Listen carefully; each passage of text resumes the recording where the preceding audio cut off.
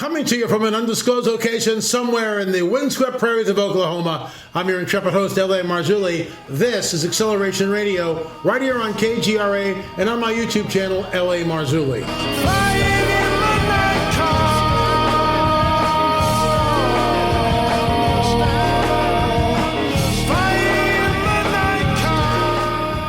Hey folks, thanks for tuning in to Acceleration Radio.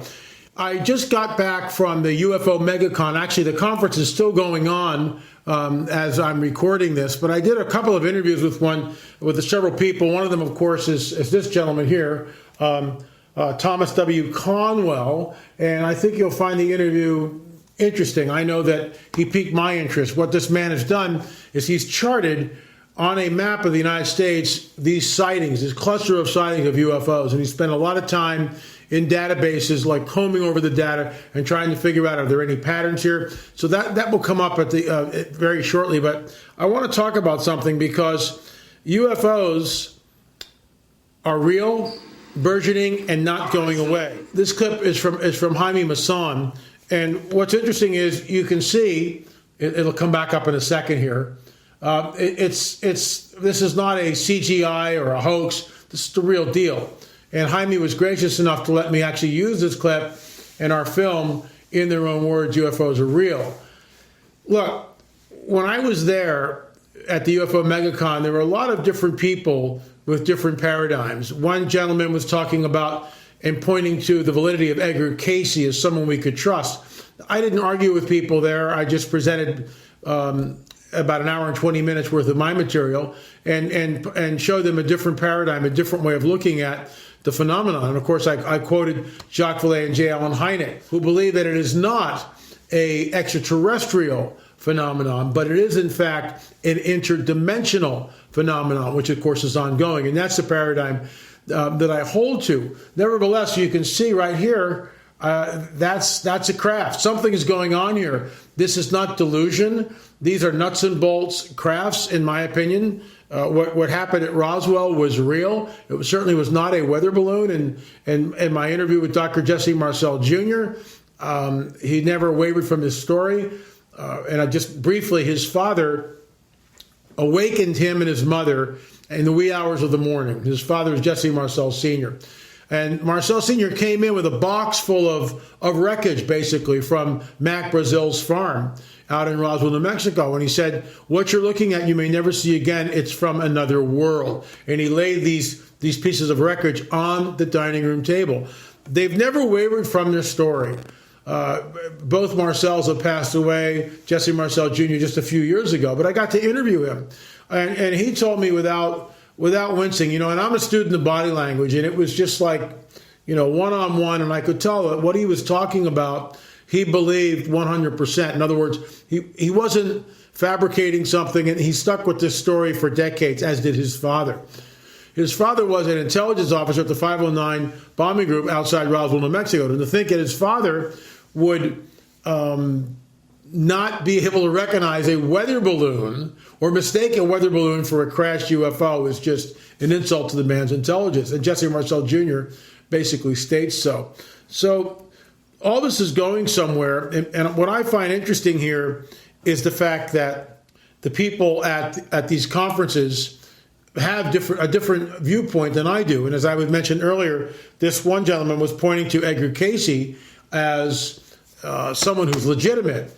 So Edgar Cayce is a trance medium, and what's coming through, in my opinion, is a disembodied spirit of a Nephilim, which became the demons. We know from the Book of Enoch, and G.H. Pembroke discusses this in his book, Earth's Earliest Ages, that these disembodied spirits of a Nephilim became the demons that were set basically in a fixed state. They hate human beings, and they're trapped over the air on this planet. And in order to manifest, they have to inhabit something, whether it's an object or an animal or a person, and that's how they interact. So the idea that somehow this knowledge from Edgar Cayce is from the divine, to me, is laughable. And what they will do is they'll give some truth, but then the lie is always mixed in with the truth. And that's why we're told that we can't really trust these entities at all. But this is from Tucker Carlson. I've played this clip before, but I want to do it again because what happened on Fox News in 2017, in December of 2017, so it's well over a year ago now, a year and several months, a year and 4 or 5 months ago. And this was soft disclosure. And Tucker has Commander David Fravor on, who talks about his encounter with a tic-tac-shaped UFO. And when asked, and I'll probably skip to that part, Tucker asked him, well, what do you think this was? And Fravor says it was not of this world. That's right on prime time. It was not of this world. And this isn't some guy, some fisherman, in a boat someplace with a couple of six-packs in his belly. This is a F-18 pilot who's flying a sortie, because this thing's been picked up on radar. And as he states, they were following it, they were following it on radar for a couple of weeks. They knew where it was. And finally, they sent the jets out. They intercept this thing, and it goes flying away at like he says this, like a bullet out of a barrel of a gun. So this is what we're looking at. Let me play the clip here. Here we go.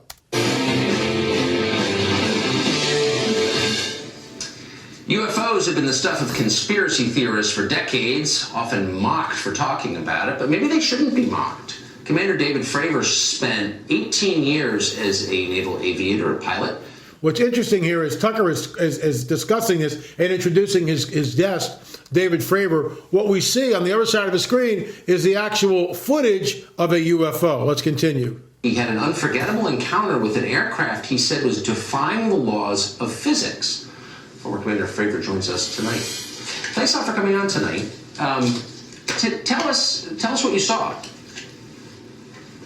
Well, we had launched. And notice the headline here: something not from the Earth. So already they're blasting it out that what this man is going to tell us, whatever he saw, and we saw that clip, and you'll see it again in just a few seconds here, was not from the Earth. Let's continue. Routine training mission. When we joined up, we were told that the event was going to be canceled, and then we had real-world tasking, and we were sent out to the west. Now, take in mind that this has taken place about 100 miles southwest of San Diego, between San Diego and Ensenada, Mexico. Yeah. On a clear, perfect day, blue waters. We get out to the spot where they tell us it's at. We start looking around, and both airplanes see a disturbance in the water and a white 40-foot long tic-tac shaped object just hovering above the water, going forward, back, left, right. There's no rotor wash, there's no wings, nothing. So as we drive around in a clockwise flow, we get to about the 9 o'clock position, and I said, well, I'm going to go down and check it out, and the other jet is going to stay high. So as we go down, when we get to the 12 o'clock position, it starts to mirror us. So it's in a clockwise flow, and it's on the opposite side of the circle from us. And we continue this. It's in a climb. We're in a descent. We're getting a great look at it. This whole thing takes about probably up to 5 minutes from the time we show up. I get over to the 8 o'clock position. It's at about the 2 o'clock position, and I decide I'm going to go and see what it is, and it's about 2,000 feet below me. And I cut across the circle, and as I get within about a half mile of it, it rapidly accelerates to the south in about 2 seconds and disappears. What would you estimate the speed? Well above supersonic. It like a bullet out of a gun, it took off. And now what they're going to do is they're going to talk about the G-forces and how a human pilot would be able to withstand this. And what they don't understand is, and I kind of need a prop here, and this is the work of Bob Lazar. When you've got this gravity wave going, what's happening is it's not a propulsion system, it's a gravity wave. So it's pulling the craft. So there is no G-force. It's bending space and time. And that's why these entities or a human being in one of these things would not be crushed or be able to, the G-forces would just be overbearing. They're being pulled through space. In other words, time and space is being warped, in my opinion. Let's continue. And I cut across the circle, and as I get within about a half mile of it, it rapidly accelerates to the south in about 2 seconds and disappears. What would you estimate the speed? Well above supersonic. It like a bullet out of a gun, it took off. So from what you know about aerodynamics, mechanics, physics, should this be possible, what you saw? Not with the technology that we have today. Not at all. Even now, even 13 years later, is there anything that you know of capable of this kind of behavior? No, there's nothing I know of. I mean, when we saw the video with the IR, it has no exhaust, no discernible things of anything form of propulsion. And this thing came from a dead hover over the water, just kind of moving around, to a climb up to about 12,000 feet to rapidly accelerating away in a climb, and in less than 2 seconds it was gone. And you figure you're talking 50 miles of visibility, and you can easily see an object that size easily out to 10 miles, and it just disappeared in seconds. What would be the effects on a human pilot of the G-forces involved in that altitude change? Well, the altitude wouldn't be bad. It would be the acceleration of the object. That's right. Honestly, I wanted to fly it. Yeah, talking to some physicists, they don't think the human body could handle that kind of force with that. It doesn't sound like the human body could. So bottom line, here comes the kicker. What do you think this was? I believe, as do the other folks that were on the flight, that when we visually saw it, that it was something not from this world. When we visually saw it, that it was something not from this world. When we visually saw it, that it was something not from this world. One more time. When we visually saw it, that it was something not from this world. When presumably you expressed that belief to your superiors, what did they say? Actually, we caught a lot of grief getting back to the boat, and it got passed off as an event that no one could explain. Now, keep in mind, they had been tracking these for 2 weeks prior to us seeing it, and this was the first time that manned airplanes had been airborne when the objects appeared. This feels like a really big story to me. It's not exactly clear why Vladimir Putin's more interesting than this. I think this seems like a big deal. And Commander, I appreciate you taking the time to talk to us about it. You seem sober and believable, and I appreciate it. So there we go. And what I find interesting about this is that it was soft disclosure on Fox News. In other words, they rolled this thing out. They had Commander Fravor. They had at one time obviously classified footage of the tic-tac shaped UFO that sped away at that supersonic speed. Just incredible. We're probably talking 30,000 miles an hour, which is just unbelievable. The American people basically did nothing. It was flatline. There wasn't even a ripple. No one really cares.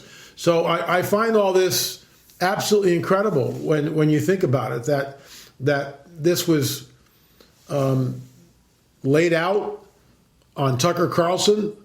And it also begs the question, how does this guy show up? Who calls Tucker Carlson's producers and say, hey, we want this story on Fox News? How does that work?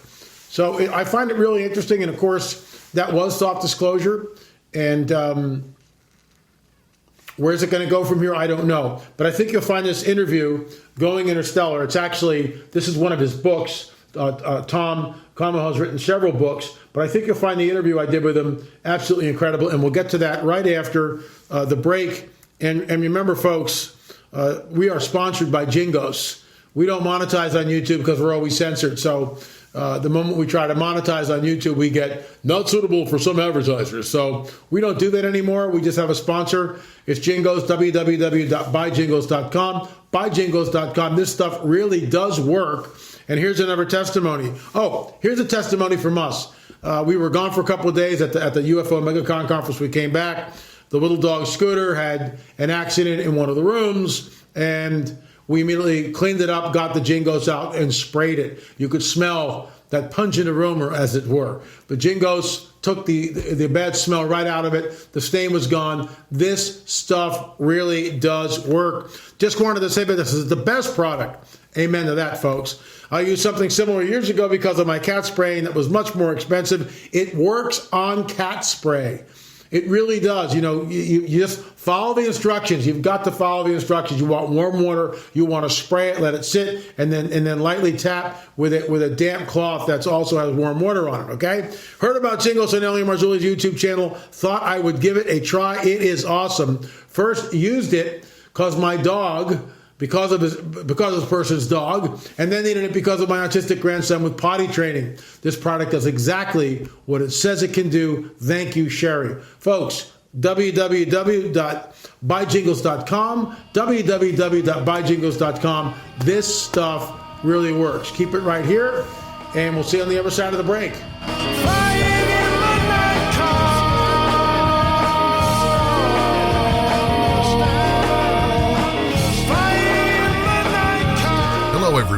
Ray Sobbs here for SaucerLosAngeles.com, and I hope most of you by now have had the chance to go by and check out the Saucer clothing line, but if you haven't, go to SaucerLosAngeles.com. They've got clothes for men and women of all ages, even babies. All logos are embroidered, and everything is quality made right here in the USA. Go to SaucerLosAngeles.com now to find clothes that can elevate your state of mind because they believe in quality, durability, and they believe in style at SaucerLosAngeles.com. By jingoes, it's amazingly fresh and clean out here in beautiful New Zealand.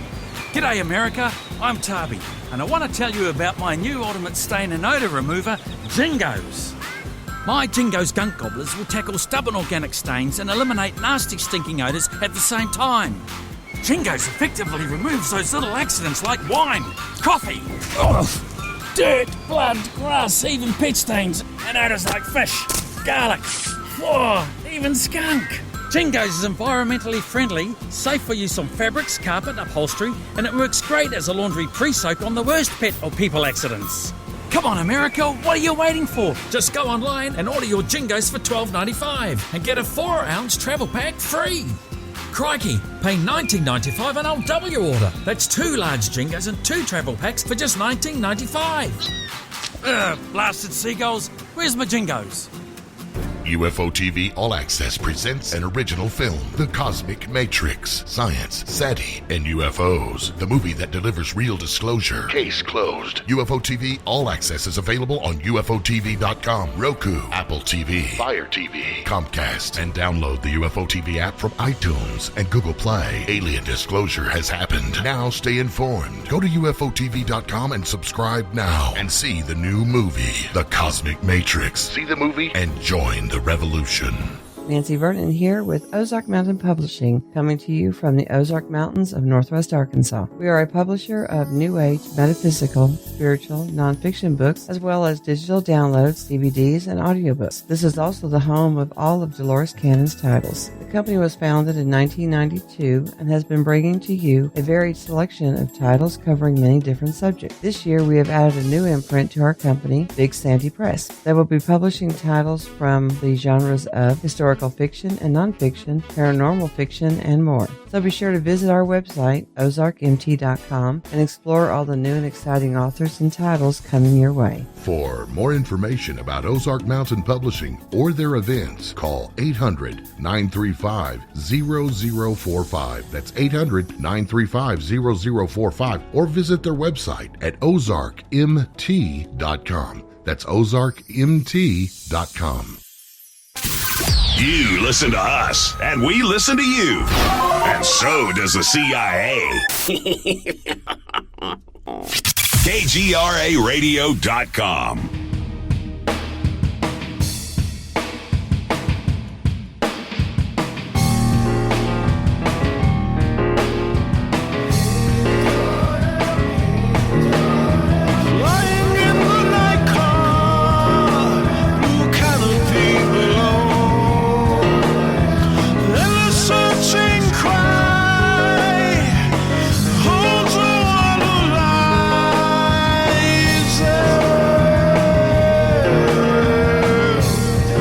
Here at the UFO Mega Conference, and I'm here with a gentleman I just met today, Thomas Cromwell, and you're at the table right next to us, and you really intrigued me with what you do. Just give us a brief explanation of what got you into mapping UFO sightings. Oh, okay. Well, mapping UFOs was something I didn't set out to do. Okay. I never thought about ever doing it. And when I started thinking about doing it, I said, I don't ever want to do this. Right? Because I knew how hard it was going to be. I knew how long it was going to take me. What I did was I started looking at UFOs, wondering where they were, perhaps even why they were there, and to see if I could find some correlation as to them being in certain groups of collections in areas without really knowing why. And I looked at a lot of different reasons why. I looked at pollution. I'm going to describe in my talk one of the things that I asked a bunch of people who were abducted I had an opportunity to interview them. Okay. And And one of when the, you're saying abducted, you're talking about when a person is taken by extraterrestrials, whatever they are, Yeah. Yep. onto ships, and sometimes medical experiments are done. Sometimes sperm is taken, ovum is taken, or genetic samples. So That's right. they're Yep. taken. yeah, Okay. yeah, okay. And people begged me to talk to them so they could tell me their story.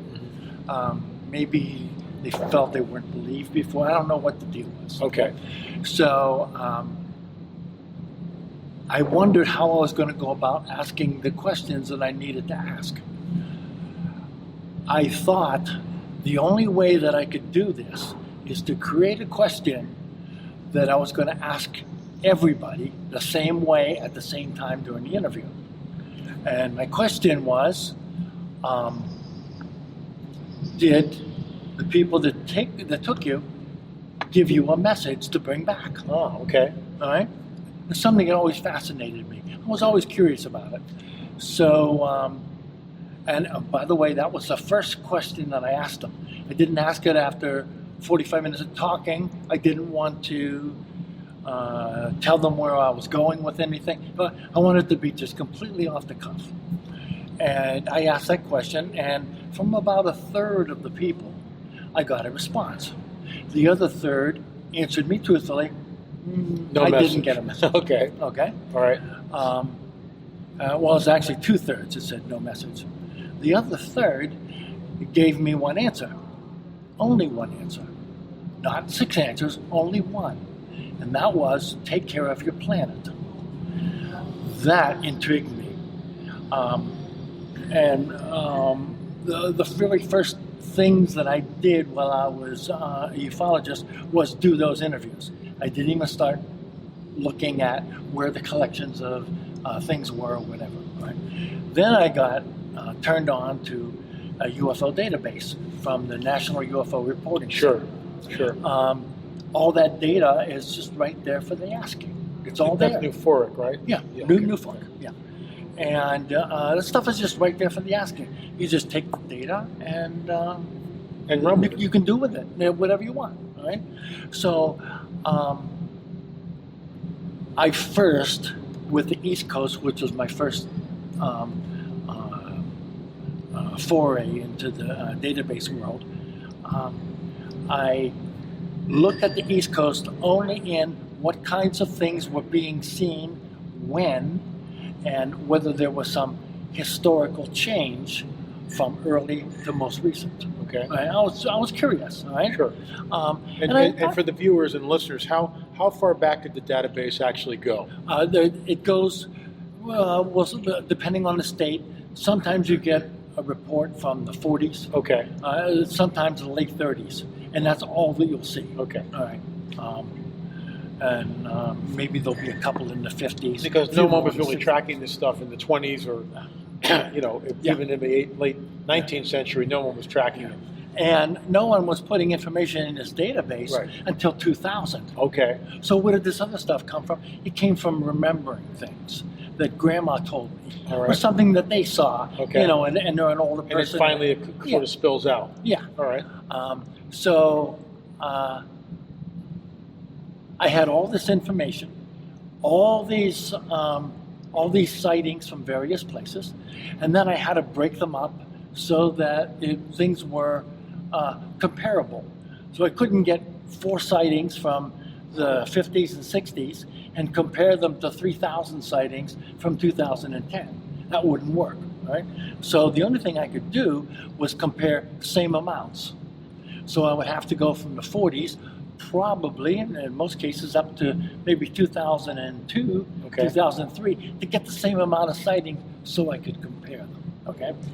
And I did that, and I came up with a whole bunch of different conclusions. That was my first book, all right? Let me ask you something. When Yeah. you're looking at these sightings, you're reading everything from casual flybys, classic silver discs, cigar shape, every shape imaginable, pyramids, triangles, orbs. I mean, you're getting everything. Yeah. And so, how did you sort through that particular part of the data? How did you Good did question. you categorize everything triangle, craft, orb, light? How did you define it? I wanted to look at things historically and put them all into one graph.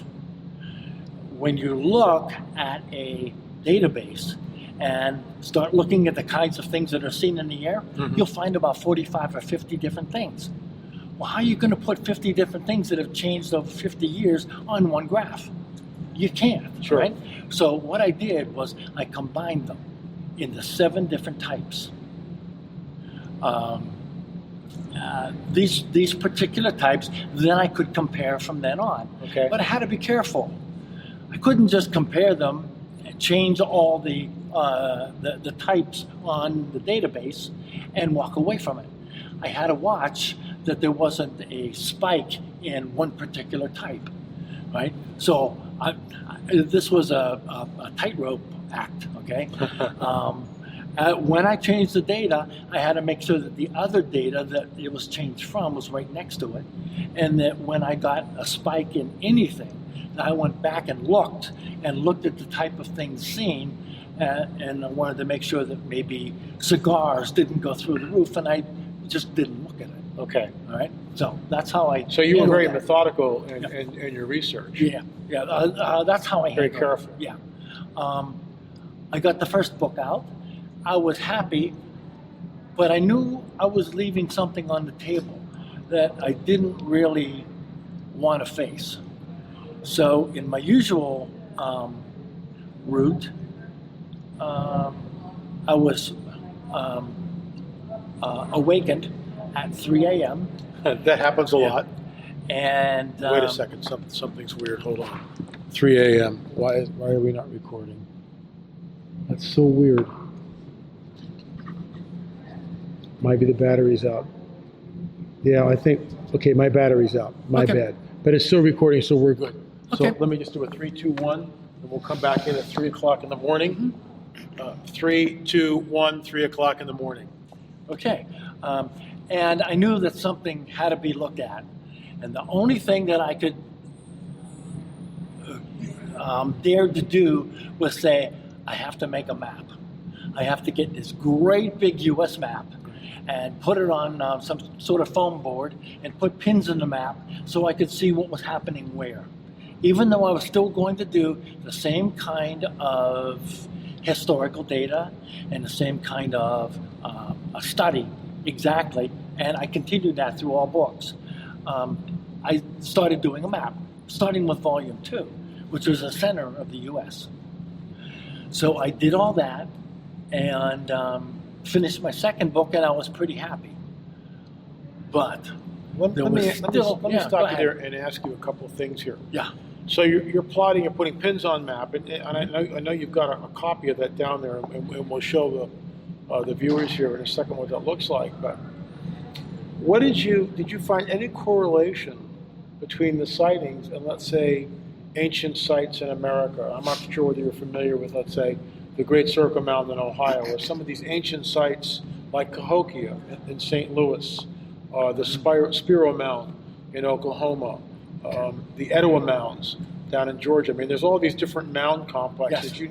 Did you see any correlation to that at all? No. Okay. And some of the reason is that the Native American sites have very few sightings reported. Why is that? I think the reason is they know that their brothers from the sky Because they will call them. always be there. They actually call them the sky gods. Yeah. They've always been there, so they aren't going to, pick up the phone. Yeah, I saw a UFO. They know they're there, so they don't even think about Well, it. it's anymore. part of their culture. Yes, yes, it is. That's part of the big thing I'm going to talk about on Tuesday, and I saw no correlation between groups of sightings and those kinds of items, even though in a lot of the states I made note of those things. I found no correlations between quantities of sightings. Nothing. So you've got all these. Let me ask you something. When you go into Montana and there's hardly any dots up there. I've looked at the map. Not a lot of dots, but Montana is very sparsely populated. So the fact that we don't know what's up in Montana, but the East Coast, let's say, where there's a cornucopia or a plethora of pins and dots of all different colors, it's heavily populated, so people are seeing these things. So you've got all this on a map. What's the bottom line? What's your conclusion, or isn't there one? There's no conclusion yet. Okay. I'm looking into a lot of different things. I'm looking into where the anomalies are, and I've already looked into why they may be there, but I'm looking into where they are and see if I can draw any conclusions between that one and that one, or this one and that one. Have you found any connectivity between anything yet?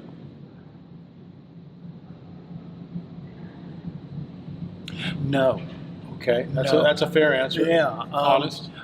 The only thing that I can tell you is some of the really unusual things that I've come across is where there's not a large population, and there also happens to be a large amount of sightings. That area most likely has one of two things: either a very beautiful area that's untouched by human hands. Sort of pristine then. Pristine. Okay. Or a place that is horribly polluted. Oh, And I've seen them both. two extremes. Two extremes. In the middle, not so much. In the middle, there may be other reasons. Well, let me ask you something. Sure. Have you seen a spike? In other words, there's a saying I use: UFOs are real, burgeoning, and not going away. There seems to be an increase in sighting, especially in the last few years. In fact, Fox News had a clip where they basically stated that UFO sightings are at an all-time high. Tucker Carlson, on his show, brought in Commander David Fravor, F-18 pilot, talking about his sighting. And of course, they had Tucker here with a triptych on the screen, primetime TV. Tucker, Commander Fravor, and over here, classified UFO footage. So, do you think? Is it increasing? And if it's increasing and you're seeing that increase, can you give accountability to that? Is there a reason behind it, or what are your thoughts? Okay. It's kind of funny. Your questions are mirroring what I'm going to be presenting. Okay. So you happen to catch me informed, okay? Two things. First of all, the kind of sightings that we're seeing have increased in the early 2000s to the 2010s up to about 2014, dropped down slightly in 15, up again in 16, and fell like a rock in 17. Interesting. And they've been like that. So why is that? Okay. Why is that? Exactly. One of the things I did is I like looking at databases. I just love databases and actually think that they each have a story to tell us. I did some work around my house, and when I worked around the house, I came across a really terrible problem. This was a big-time problem, and I thought I was really screwed, okay? The whole wall in the back of my house, including the peak, it was all rotted out. Oh. It had 3 windows in it without weight, right? And I found it when I was out doing my routine, whatever I'm doing, with caulking, and there was a little tiny tree growing out of the corner of one of the things. This is not good. So I looked at it and went, why is that thing there, you know? You know the twirly birds? Yeah. One of those, okay? So I thought, I'll pull it out of there. So I grabbed it and did this with it, and the whole wall flexed toward me. Oh my gosh. From this little tree, okay? And I thought, my goodness, there can't be much there, you know?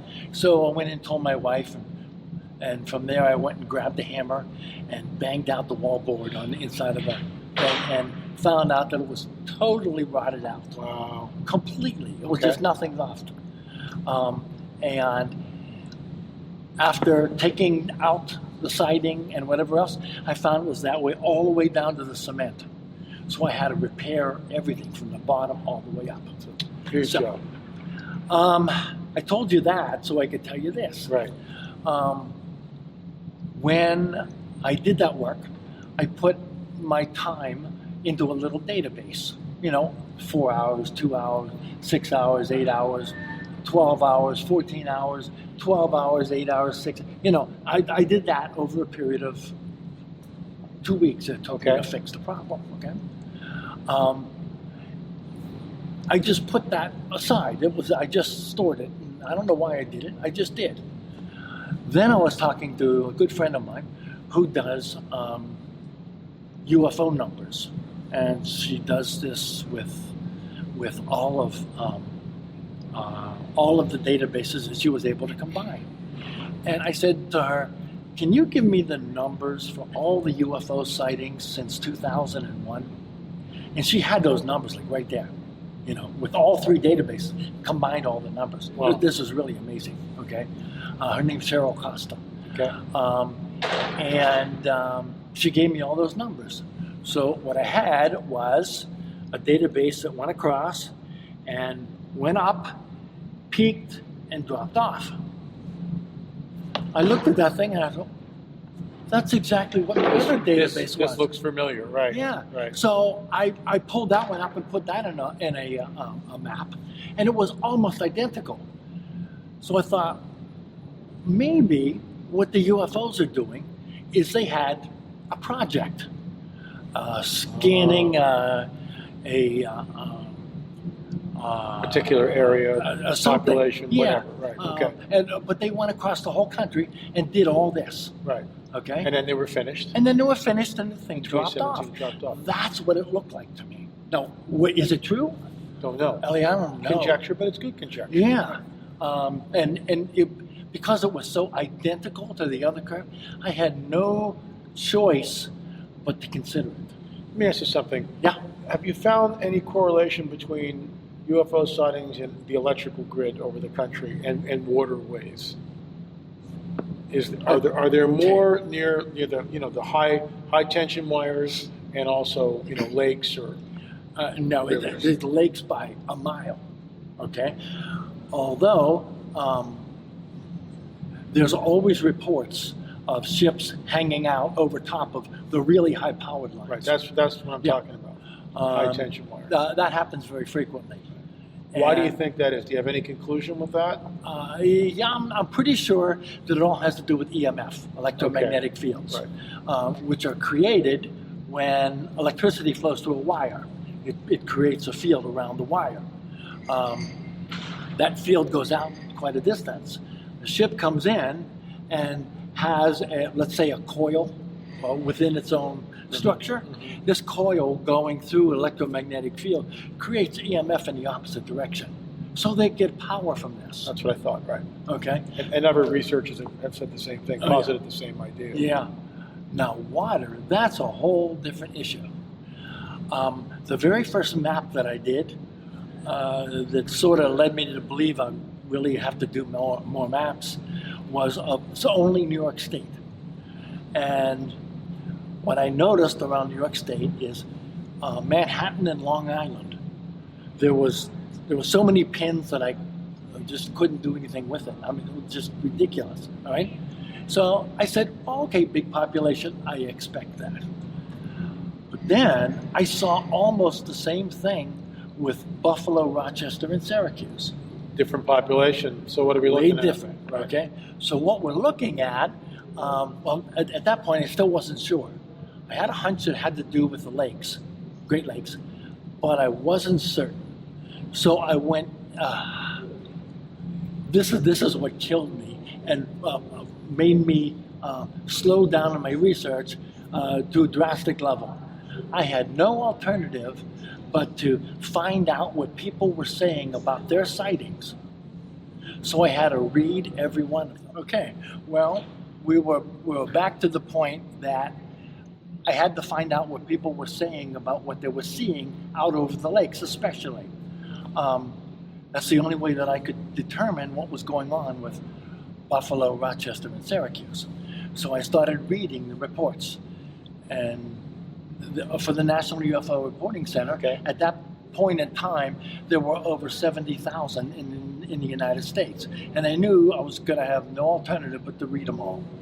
So the research slowed to a halt, okay, while I was reading all these, but I learned a tremendous amount of information.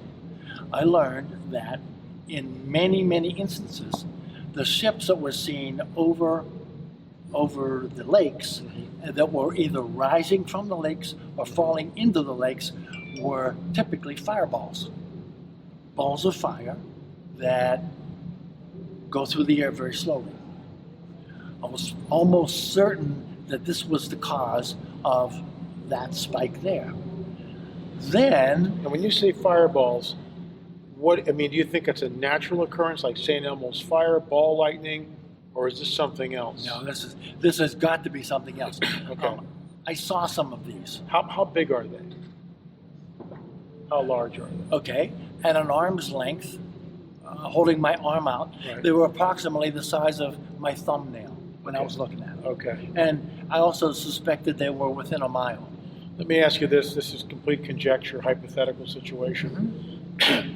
Is the reason why they look like fireballs because they're morphing into our atmosphere, or they're in other words, it's not really what they look like, but to our perception, we see them as fireballs because they're coming into our atmosphere. No. No. Okay. No, because these things that I saw popped on just from black sky From nothing. to Boom. Okay. Okay, and they were about 1.5 miles from me. I could just see that, and I saw the direction that they were traveling in a transverse angle.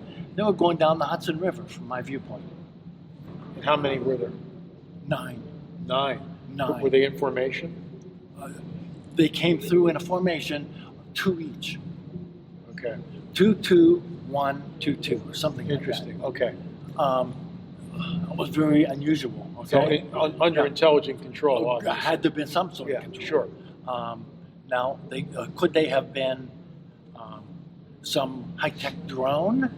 No drone that I know of, but they could have been drone-like things that were under control, because they all did the same thing.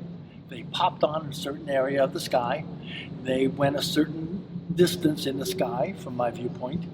At that point, they all made a maneuver, the exact same maneuver. They angled upward and disappeared behind a cloud bank. Interesting. They all did exactly the same thing. Interesting. So they all either knew what they were going to do, or they were controlled by some master control. It's almost like they're on a routine training mission. I mean, I know it sounds kind of silly, but that's almost what it sounds like. Yeah. Yeah. So there's a definite correlation. And we've heard this before from other witnesses who have seen UFOs come up out of the ocean or a lake or whatever, or submerge. Yeah. USOs, unidentified submersible objects. I used to live on the west coast of California in the Santa Monica Mountains, and You'll see them there. Yeah, I mean that's Yeah. one of the deepest channels on the planet, and that's where a lot of sightings have come out. Let me ask you something. You talked about the sky gods, and I want to go back into that for a second. I'm kind of drilling down into that in a film I'm working on. Native Americans call them the sky gods, and as you stated earlier, the reason why they're not reported, let's say, from Native American areas is because they already know what they are. Native Americans don't. Yeah. They call them the sky gods. They've been there for thousands of years, and they've known about them. Yes. So, what is your definition of a sky god, if I can ask that? What do you think they are? Wow. Okay. Well, I think that first of all, they're likely either extra-dimensional or extraterrestrial. Okay. I don't know which. Don't know, and neither do I. Yeah. But the Native Americans are aware of them. They know they're there. They expect them to return. They know what is going to happen when they do return. They have received prophecies from them. So they know Like the Hopi prophecies. Yeah, they know everything about what these things are. And in one of the things I'm going to say, this is funny. I don't know how you knew this, but in one of the things I'm going to say during my talk is that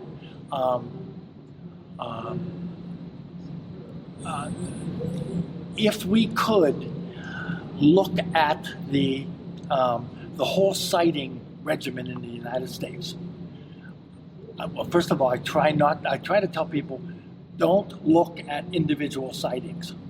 Because the second you say, "Oh, this sighting this is the smoking gun, this is the one," if you say that, you look to your right, and there could be 80 people lined up to tell you that you were looking at Venus, Mars, who knows what. Okay, and so I tell people to look at the big picture.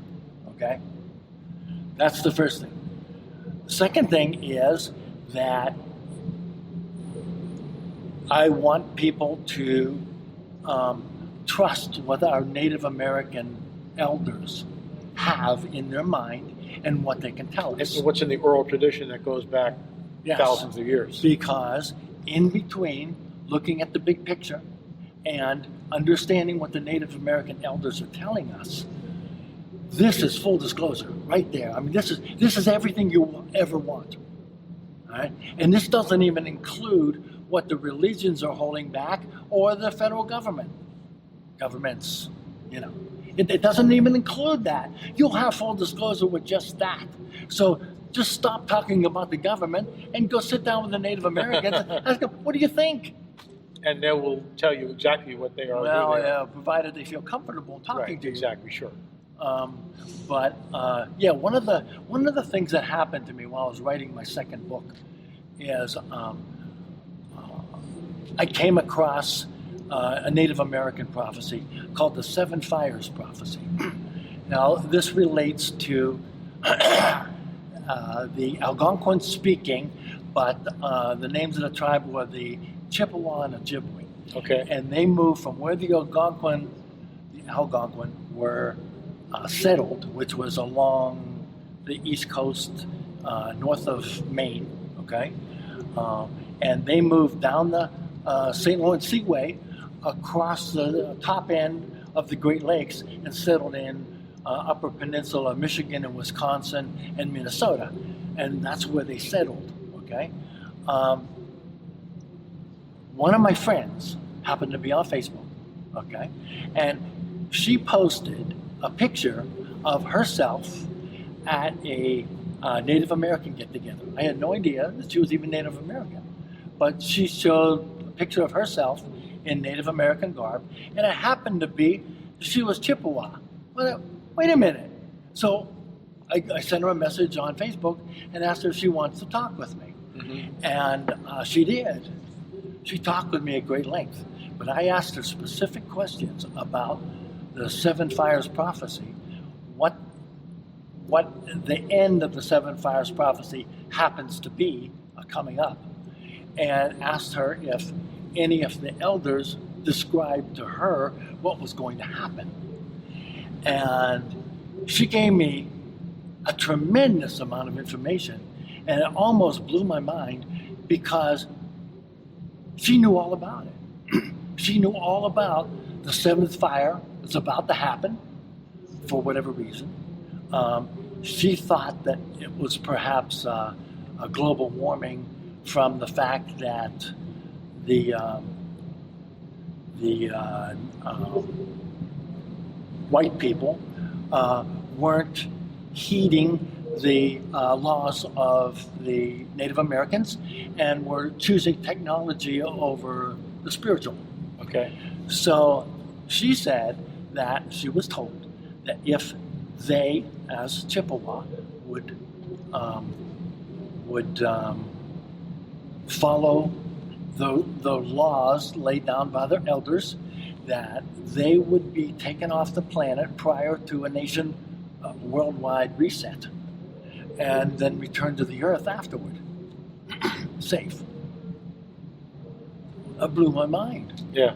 I mean, and that wasn't even the Hopi prophecy, okay? And I came across it just by accident. Interesting. Let's go back to your map for a second here. Yeah. There's a concentration on the East Coast and the West Coast in highly dense, populated areas because more people are out there, so the numbers are just going to go up. What do you think the end game is, and why the cat and mouse game literally for decades? I suppose the question is, why the cat and mouse game In other words, they appear, they're there, they blink off, they show up, they go away. They take somebody, they come back. There seems to be a breeding program going on. They never land on the White House lawn. Not yet, anyway. Yeah. What do you think's going on with that? Why? It's almost like they're either being restrained or they're deliberately not showing themselves, but for what reason? Your thoughts? Okay. My thoughts, I believe that what's going on is that they are very much aware that there's a lot of idiots on the planet, okay? And they are very worried that the people, many of the people on the planet do not and will not accept them, because they will not even accept people who look different than themselves. What are they going to do with a whole different race? Okay, so I think they're very standoffish and they're scared. No, scared. They're probably not scared, but I think they're concerned with what our reaction is going to be.